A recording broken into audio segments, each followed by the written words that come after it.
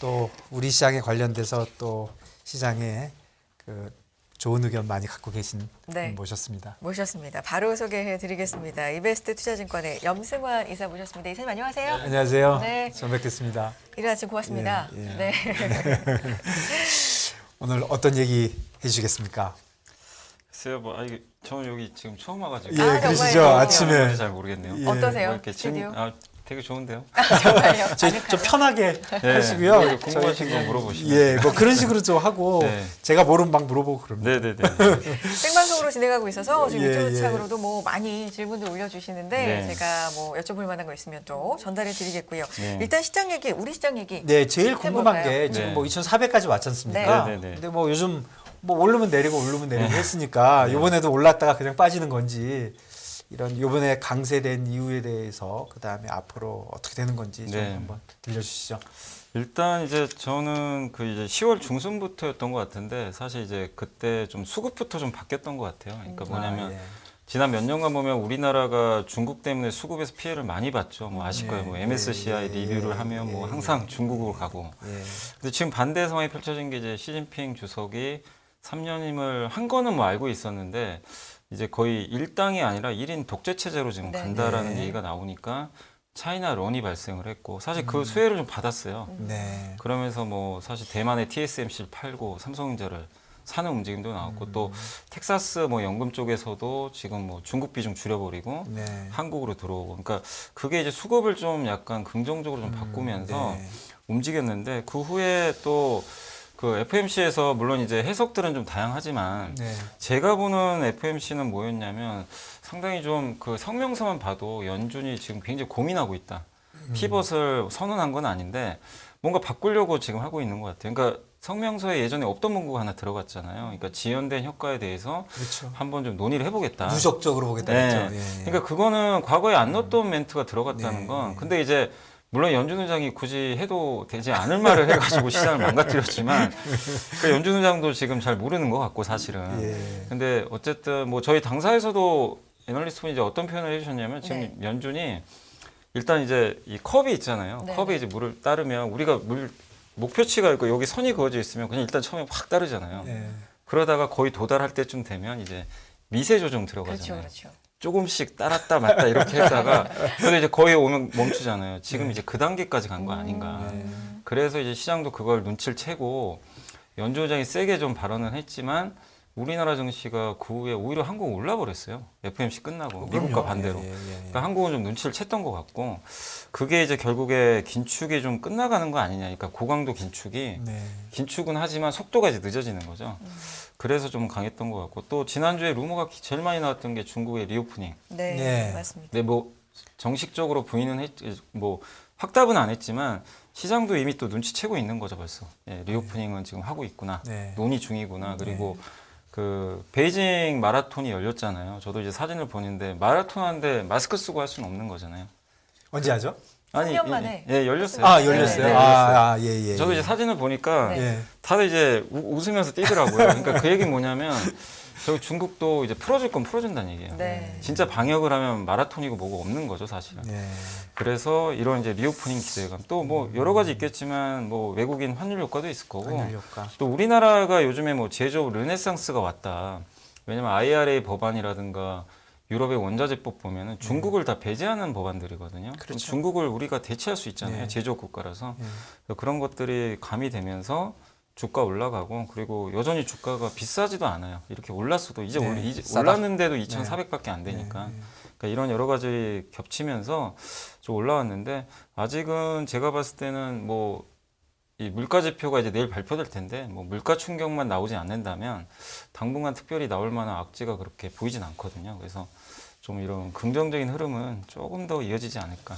예, 지금 정리해 주신 이사님 정리해 주신 거 보면은 첫 번째가 중국 수급 네. 문제, 그다음에 FMC가 아무래도 성명서를 우리가 사실 안 봤잖아요. 네. 워낙 뭐 세게 얘기하시니까 뭐 이제 너무 짜증나게 하니까 이제 그게 있었고 리오프닝, 뭐 환율 효과, 뭐 중국 대처 결국은 중국이 절반인데 예. 지금 환율 쪽에서 사실 중국에 관련돼서 우리 원화가 빠르게 지금 돌아서고 있다 이렇게 보는 것 같은데 지금 중국에 관련된 우리가 한국 산업이 대체 이런 게 좀 가능한가요? 그러니까 지금 보시면 요즘 가장 그 10월부터 강했던 기업이 LG 에너지 솔루션이잖아요. 네. 중국을 대체할 수 있는 회사 중에 하나죠. CATL. 네. CATL은 미국에 좀 들어갈 수가 없어요. 네. 그러니까 만약에 CATL이 미국에도 들어갔다면 경쟁을 엄청나게 했겠죠. 네. 우리나라 기업들하고. 네. 근데 지금 중국이 지금 전 세계 1등이잖아요. 배터리가. 네. 근데 네. 대부분은 자국산 배터리예요. 다. 네. 그 안에서. 네. 근데 지금 유럽도 약간 이제 부담스러워하기 시작하고. 네. 그러다 보면 LG 에너지 솔루션 유럽도 잘하지만 중국은 사실 점유율이 거의 없거든요. 네. 중국에서는 뭐 경쟁이 안 되고 다만 이제 미국이 지금 제일 전기차 시장 성장이 제일 낮은데 네. 제일 낮다는 건 성장률이 제일 높을 시장이에요 앞으로. 네. 그 네. 시장에서 지금 LG 에너지 솔루션이 여기저기 깃발 꽂고 있거든요. 다. 네. 네. 근데 깃발 꽂는데 혼자 꽂는 게 아니라 이제는 이제 우리가 경쟁자로 생각했던 일본이 자존심까지 버려가면서 야 LG엔솔 나랑 손 좀 잡자. 혼다, 도요타까지 네. 지금 들어와요. 그러니까 CATL은 배가 아프겠지만 네. 미국의 정책이니까 이런 부분에서 우리나라 이제 대표 제조업체들 또 태양광 회사들 네. 마찬가지. 저도 태양광 이렇게 공부하면서 느낀 게 그 태양광 밸류체인의 대부분이 한 7, 80%가 거의 그냥 다 중국이에요. 네, 그렇죠. 중국이 다 태양광은. 독점이에요. 예, 그냥. 예, 예. 근데 미국 입장에서도 당연히 부담스럽죠. 예. 그런 것들이. 거기다가 뭐 광물 얘기도 요즘에 많이 하지만 배터리 얼마 전에 얼라이언스가 이제 체결이 됐잖아요. 우리나라에서도 이제 배터리 제조 전략이 발표가 됐는데 광물이 가장 핵심인 것 같아요. 리튬, 니켈. 근데 이거를 뭐 아르헨티나나 뭐 호주나 이런 인도네시아에서 수입을 해가지고 정제를 해야 이제 2차전지 들어가거든요. 네. 이거 대부분 다 그냥 중국입니다. 네. 이것도 60에서 한 90% 정도까지. 네. 코발트는 거의 한 90%가 네, 중국인데 네. 역시 이것도 지금 IRA 법안에 의하면 그 이제 자기네 동맹국이나 그러니까 FTA 체결국이나 미국 내에서 생산 안 하면 보조금 안 주겠다는 거예요. 네. 그러면 그걸 할 수 있는 나라가 또 우리 한국이라는 거죠. 한국이 그럼 미국 가서 해야 되는 거죠? 아니 우리나라에서 해도 우리에서 되죠. 우리 해도 만약에 지금 하고 네. 있는 회사 중에 하나가 포스코홀딩스가 네. 네. 저기 니켈 재련 공장도 만드는 걸로 아는데 만약에 여기서 만들어서 미국으로 들어가요. 근데 한국과 미국은 FTA 체결 국가예요. 그래서 당연히 보조금 그래야 받아요. 되니까. 그래서 근데 이런 기업들이 대부분 또 시가총액들이 크단 말이에요. 네. 그래서 이제 우리나라가 좀 어떻게 보면 중국의 규제 이슈에 의해서 반사이익을 굉장히 좀 크게 얻는 부분도 비교적 영향을 이제 준것 같아요. 그 시총도 크니까 조금 네. 지수도 움직일 수 있고 사실 우리가 크다 그러지만 글로벌리 보면 그렇게 큰 회사가 아니니까 네. 쉽게 움직일 수 있다는 거죠. 네. 그래서 지금 말씀해 주신 2차 전지 뭐 태양광 이런 쪽도 있는데 아까 처음에 말씀해 주신 대로 CSMC에서 좀 줄어 가지고 삼성전자나 이런 반도체 네. 쪽으로 오는 움직임도 약간은 있어 보이는데 네. 이런 것도 중국의 그 대체 뭐 이런 정치적이든 뭐든 간에 그런 것도 좀 있을 거라고 보십니까? 그러니까 이게 사실은 중국 시장에서 이게 중국이 가장 하고 싶어하는 거는 다른 것보다 반도체 굴기잖아요. 그렇죠. 근데 하고 싶다고 되는 건 아닌데, 네. 근데 좀 놀라운 거는 엄청나게 기술력이 좀 좋아지고 있기는 해요. 왜냐하면 네. 얼마 전에 애플 아이폰에 납품하려고 그랬잖아요. YMTC가. 네. 근데 결국 애플이 안 된다고 해가지고, 근데 아마 거의 공급까지는 될 뻔한 것 같아요. 왜냐하면 가격 20% 할인해가지고 주기로 했나 보더라고요. 네. 근데 미국 정부가 이제 애플한테 그런 메시지를 보냈죠. 불장난하지 말라고. 그러니까 네. 중국 거 쓰지 마라. 네. 그래서 이제 결국엔 포기를 하게 됐는데 애플에 납품할 정도면요. 이거 낸드 쪽은 기술력이 엄청나다는 거예요. 지금 네. 우리가 생각한 것보다. D램은 아직 아니더라도. 근데 D램도 이렇게 조사해 보신 분들 아시겠지만 PC용 D램까지는 어느 정도 이게 좀 따라왔다고 하더라고요. 근데 고성능까지는 아니더라도. 근데 이 상태가 만약에 몇 년 지나잖아요. 네. 그냥 뭐 규제 없이. 네. 그럼 중국은 삼성전자, 하이닉스, 턱밑까지 쫓아오겠죠. 네. 그러면 우리나라 전체 반도체 한 40%가 중국으로 가거든요. 홍콩까지 그렇죠. 우회해가지고. 네. 그럼 우리는 중국 시장 잃어버려요. 네. 아니 다 자기네 거 쓸 거 아니에요. 네. 그러면 삼성전자, 하이닉스 주가에도 엄청난 타격이 불가피합니다. 근데 이거를 미국이 막아버린 거예요, 좀 사실상. 딜레이 됐다. 네. 네, 쫓아오는 거. 그래서 EUV 장비도 못 들어가게 하고. 근데 이제 또 거기서 안 좋은 건 우리나라 기업들이 또 중국에 공장이 있다 보니까 여기에 대한 좀 약간 논란은 있지만 어쨌든 미국이 그런 걸 좀 막아줌으로 해서 좀 반도체 장기적인 그림에선 중국에 좀 추격을 좀 따돌릴 수 있는 그런 좀 시간을 벌었고 또 삼성 입장에서는 TSMC가 지금 당장은 문제는 없는데 이제 몇 년 후에 혹시라도 대만을 무력 통일을 하게 된다면 이제 외국인들이 보는 시각에서는 상당히 무서운 거죠. 그렇죠. TSMC가 그럼 네. 중국에 넘어가면 애플이 봤을 때도 TSMC에 지금 거의 집중하고 있는데 네.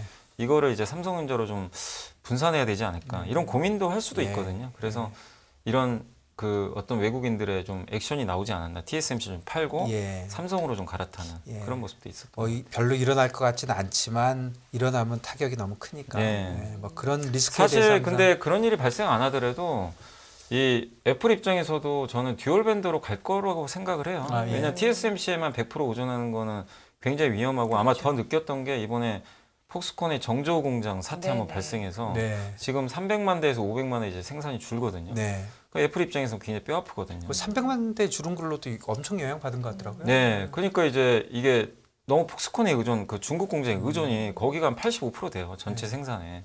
그러니까 이제 애플 입장에서 이런 걸 계기로 더 다변화를 노력할 가능성이 있어요. 그래서 언젠간 삼성한테도 좀 기회가 주어지지 않을까.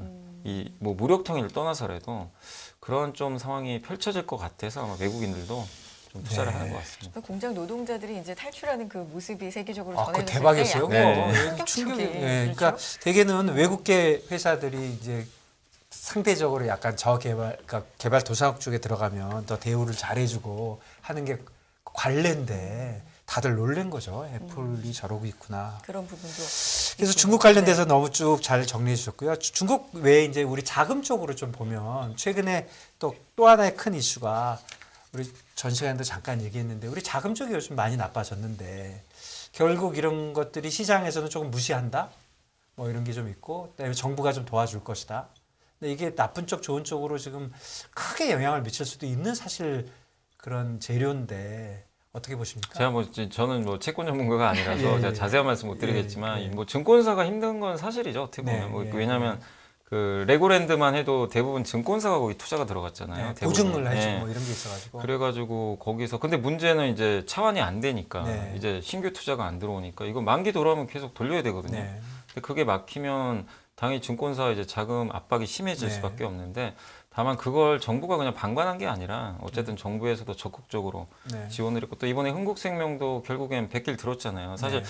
흥국생명도 어쨌든 그게 흥국생명 입장은 이해가 가죠. 이게 그냥 뭐 스텝업이라 그래가지고 자기가 차라리 가상금리를 무는 게 더 낫다고 판단한 거잖아요. 예, 그거 사실 그렇게 해도 되는 네. 거죠. 예. 근데 네. 시장에 신뢰라는 게 있거든요. 금융은 무조건 신뢰예요. 네. 아무리 자기가 뻔히 그러니까 시장의 그 보이지 않는 손의 원리에 의해서 흥국생명은 이게 더 유리하니까 이거 선택한 거예요. 그럴 수는 있지만 시장의 룰이라는 게 있어요. 금융은 그걸 깨면 안 되거든요. 강원도 문제도 레고랜드도 시장의 그 신뢰를 깨버린 거예요, 사실상. 그렇죠. 예. 뭐 강원도의 선택을 뭐 자유롭게 할 수 있다고 쳐도 그 파장을 고민을 했어야 되는데 흥국생명도 고민을 안 한 것 같아요. 네. 이게 어떤 파장을 네. 일으킬지. 그러니까 아예 항공물까지 이제 발행도 안 돼 버리고 네. 정부가 이제 들어가서 결국 흥국생명이 결국 이제 다시 뭐 RP를 발행하는 네. 수순으로 이제 마무리됐는데, 그러니까 이제 기업들도 힘드니까 그런 거겠죠. 당연히. 네. 너무 근데 이 근본적인 원인은요, 다 모든 게 금리에서 발생한 거거든요. 너무 금리가 빨리 그렇죠. 오르니까. 네.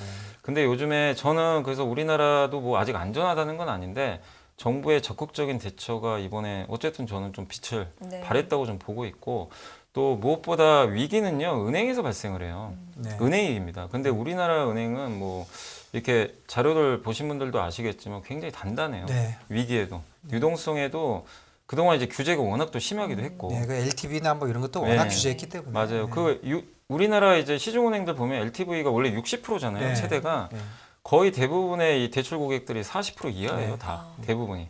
그렇기 때문에 유동성 리스크가 커지기 어려워요. 그래서 일각에서 얘기하는 것처럼 시스템 리스크 가능성은 저는 별로 없다.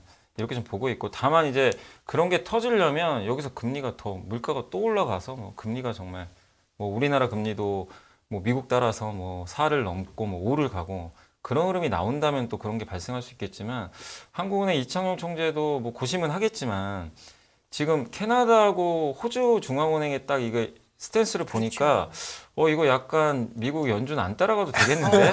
약간 이 느낌을 좀 가질 수도 있어요. 아니 그럴 것 같아요. 예, 일단 3.5로 제시했으니까 이번 달 24일 날 3.5로 가겠죠. 네. 빅스텝은 가고 네.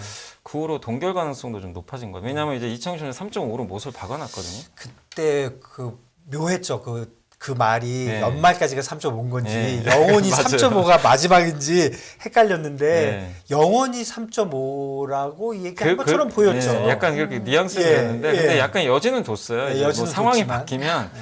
근데 어쨌든 이제 이창용 총재는 약간 이 물가도 중요하지만 성장도 좀 신경 쓰시는 분인 것 같아요. 스타일 자체가 우리나라 또 가계부채 이번에 또 이런 여러 가지 뭐 유동성 리스크를 네. 봤기 때문에 아마 이 캐나다나 호주 중앙은행의 그런 스탠스를 보고 물가가 미국 물가가 정말 또 요동만 치지 않는다면 아마 3.5 정도에서 일단 네. 좀 스탠스를 좀 취해주지 않을까. 그렇게 되면 우리나라 뭐 이렇게 너무 유동성 리스크는 조금은 좀 완화되지 않을까. 이렇게는 그러니까 유동성 리스크가 주식시장에 미친 그런 악영향보다는 유동성 리스크가 좋은 건 아니고 또 네. 당사자들은 굉장히 괴롭겠지만 네.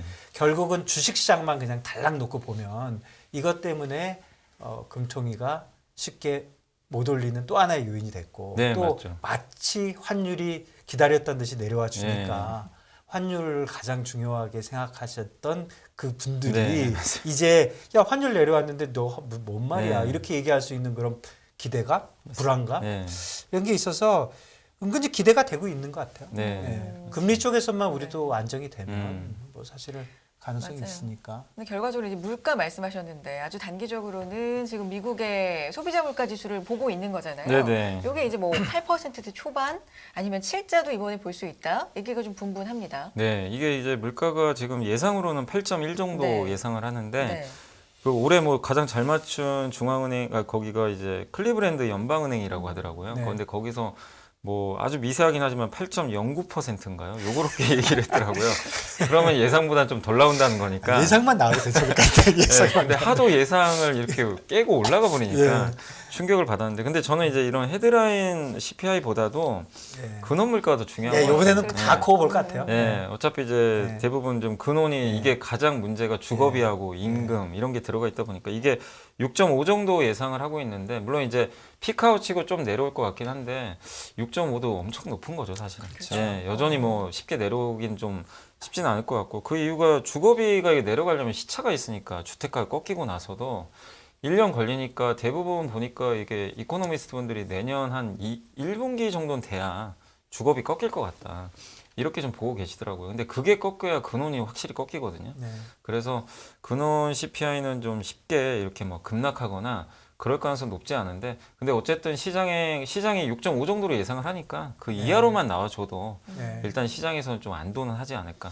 예, 우리 네. 바로 전에 그 2번 남았으니까 네. 그런 얘기 또 저는 조금 와닿더라고요. 이게 네. 만일에 뭐 나쁘고 좋고 이렇게 얘기해 보면 주식시장에 네. 뭐 좋게 나오면 좋은 거고 네. 나쁘게 나오면 사람들이 또 긍정 회로를 돌려가지고 야 한 번 더 있어 한 번 더 있으니까 기다려봐 이렇게 할 약간의 그런 거 그런 게 사실은 시장에 반영이 돼서 시장이 올랐는데 네. 이게 저하시장사상이 너무 많아가지고 네. 또뭐 어떻게 되는지는 모르겠습니다. 네. 요즘 시장이 좀 뭐랄까요, 뭐 대표님은 뭐 네. 분분이라고 계속 표현해 네. 주셨는데 긍정적인 회로, 긍정 회로라고 우리가 많이 얘기하잖아요. 네. 여기 좀 심하게 돌아가는 것 같습니까? 아니면 요 정도면 적당하다. 아니면 좀 경계해야 된다. 어떤 아니요, 쪽이세요? 저는 뭐 여전히 시장에 여전히 아직도 그 좀 부정적인 의견들이 더 많은 것 같고 아직까지는 그리고 개인 투자분들 여전히 심리적으로 많이 위축돼 있고 그래서 아직까지는 긍정회로만 돌아가는 것 같진 않아요. 그리고 요즘에 뭐 댓글 봐도 이렇게 긍정적인 얘기하면 아직도 긍정회로 돌리냐 막 이런 얘기들이 여전히 많아요. 그렇다는 거는 지금 상승도 못 믿겠다. 근데 왜냐하면 그럴 수밖에 없는 게 이렇게 지난 7, 8월에 이렇게 한번 올라갔거든요. 맞아요. 네. 그러다 주식시장 또 한번 네. 붕괴돼 버렸잖아요. 그래서 그런데 근데 그때랑은 좀 상황이 좀 달라진 게 어쨌든 지금 아까도 서두에 말씀드린 대로 모든 근본 원인은 이제 그 미국의 너무 빠른 긴축 그렇죠. 이거거든요. 네. 이게 네. 언제 끝날 거냐. 네. 근데 어쨌든 이제 자이언트 스텝이 아니라 12월부터 베이비로 바뀌게 된단 말이에요. 네.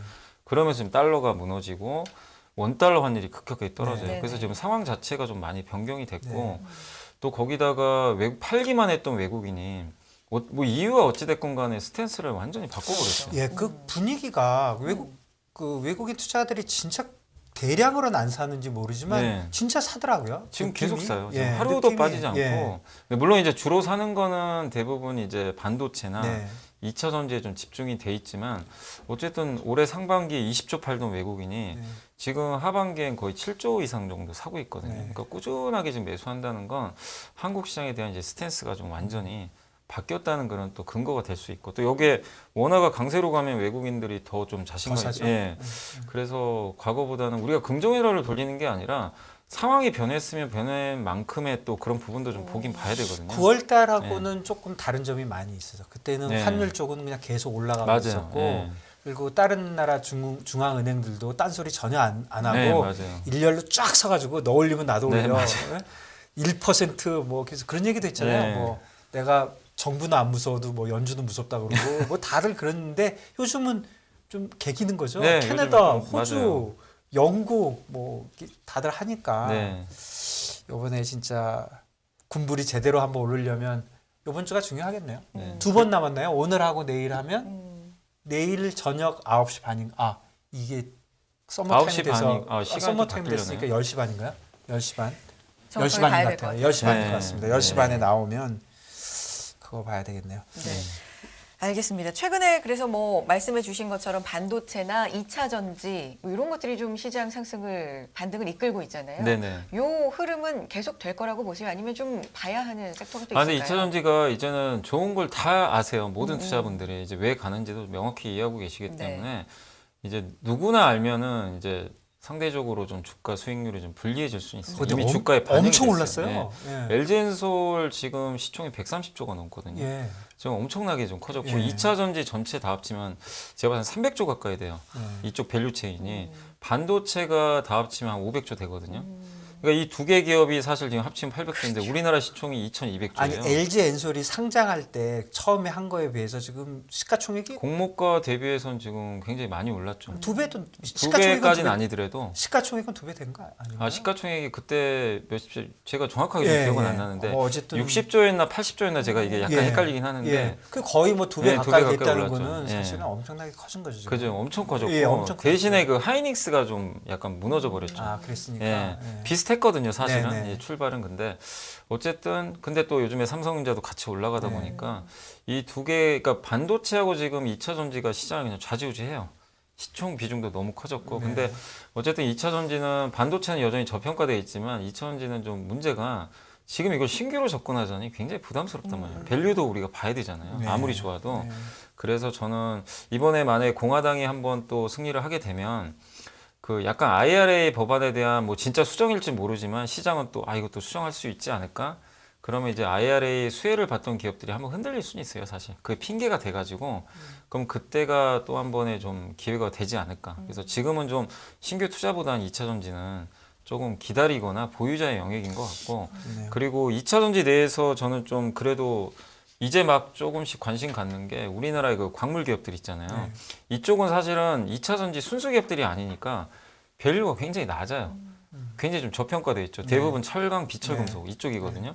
근데 이쪽으로도 지금 이제 IRA 법안에 의하면 굉장한 좀 모멘텀을 받을 수 있어서 2차 전지 접근하시는 분이라면 그런 쪽도 한번 고민을 해볼 필요가 있다. 그러니까 좀 덜 오른 걸 지금 찾아야지 이미 시세 많이 난 기업을 뒤늦게 쫓아가 봐야 결과 좀 안 좋았기 때문에 지금 한번 근데 그런 반도체 2차 전지 결국 크게 보면 외국인들에서 본다면 우리가 전체적으로 움직인다면 그쪽 우리나라의 기업이 그쪽에 많이 집중돼 있으니까. 네. 근데 항상 반도체는 나쁘다. 2차 전지는 좋다. 이렇게만 이제 듣다 오는데 예. 결국에 보니까 돌았을 때는 오히려 또 반도체가 돌았을 것 같은 네. 뭐 그런 분위기네요. 이게요. 그러니까 2차 전지랑 반도체를 볼 때요. 정확하게 이걸 좀 구분하셔야 돼요. 네. 반도체는 분명한 사이클이 있어요. 네. 네. 호황과 불황이 명확합니다. 근데 이번이 불황이 좀 생각보다 더 깊이가 깊어요. 왜냐하면 너무 재고가 많이 쌓이니까. 근데 네. 2차 전지는 이제 사이클이 시작이다. 없어요. 음. 왜냐하면 전기차 이제 시작인데. 그러니까 그래서 꾹 가는 거고 반도체. 근데 그래서 마지막 말씀드리고 싶은 반도체는 안 좋을 때 사야죠. 아하. 사이클이 안 좋을 때.